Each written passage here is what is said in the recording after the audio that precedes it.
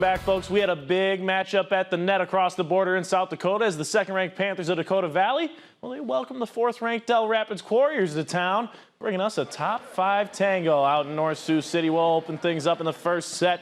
Warriors, they go middle to Madeline Henry, and she slams this down with a vengeance as DR takes set 1.